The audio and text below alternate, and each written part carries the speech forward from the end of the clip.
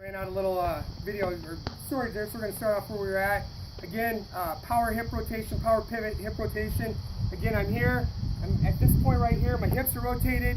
I'm in a good position here. I'm throwing out front of my body. My gloves go into the chest. And then what I'm doing is, at this point, I'm in a good position to release the ball. So to get to this point, last thing here again, I'm going to go here, get set. I'm going to go back to here, power separation to here. And then I'm going to come out front, power pivot here. It should look something like this. The other point is if you look at my back foot, I'm not pushing off of that. This is called a trigger foot. All I'm doing is rotating. I'm rotating. I'm not pushing back. And you know, if I want all my energy and power going forward, it makes no sense to push back and send energy back in the reverse way. That equal opposite thing doesn't apply to once you start your motion here. So all I'm doing here is I'm getting to here and I'm rotating my trigger foot and I'm getting to this spot here. My hips are opening up, love the chest. Your son, if you get to this point, should look something like this. Good alignment, love the chest, ball out front, ready to release. Good power pack there, lots of power. Okay, at this point, the next thing is acceleration. It's basically the motion of throwing. And one thing about it, you know, we talk about release points. Some guys, one thing to look for is make sure your sons aren't coming lower than this. You want to be about right here. Down here, sidearm almost is not good. Over the top, you know, that's probably not where you want to be. You want to be in a 3/4 slot. About 90% of all pitchers end up at 3/4 slot. It's probably the best area to be in regards to putting the least amount of tension on your shoulder. Most shoulder injuries, so the elbow injuries happen back in your separation. Shoulder injuries happen in this spot right here when you're going through your acceleration phase and your hips. If your hips open too soon in your arm legs, that puts a lot of pressure on your shoulder. We want our arm up front, opening up as we pivot to here. And we want to have arm come with it, okay? The acceleration is just as it says. You're taking your arm and we're falling through there.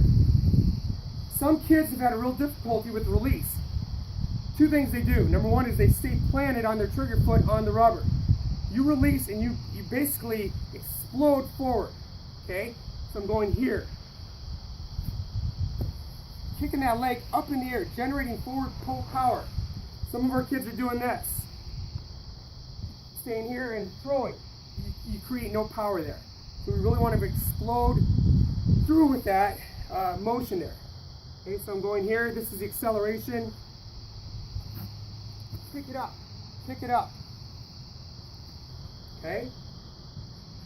The other thing that you want to be aware of as you accelerate is that you want to make sure that you're still aligned forward. Again, that you're pulling your glove in. Here.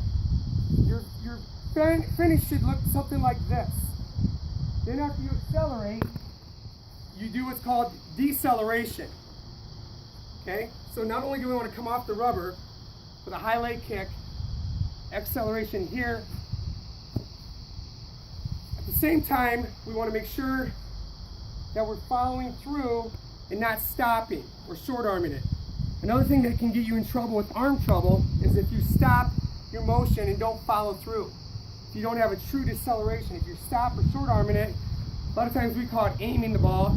That's where you get into arm trouble. Some kids will do this. They'll get to here, and then they just kind of stop and stay tall and just kind of try to aim it in there. You want to make sure when you release that you bring your arm all the way through. Bringing the arm through is deceleration.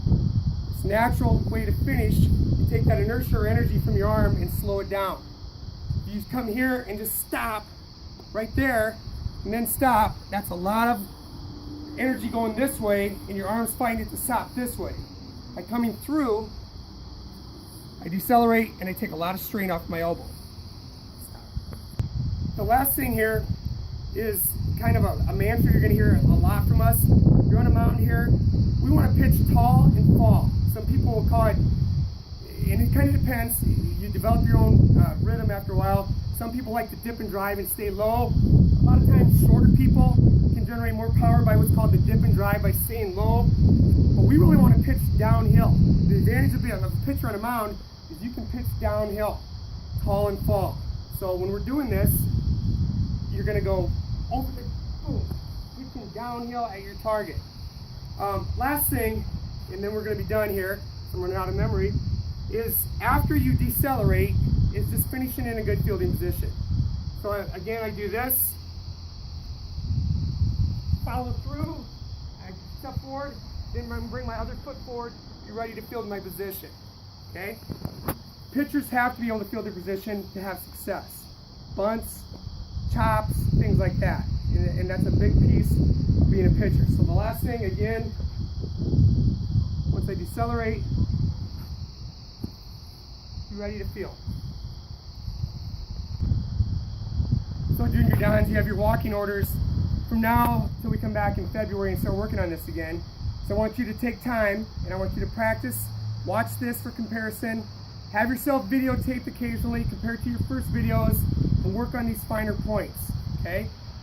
Refine what you're doing, and again, practice this often. Perfect practice makes perfect. If you practice it incorrectly, it becomes a bad habit, muscle memory takes over.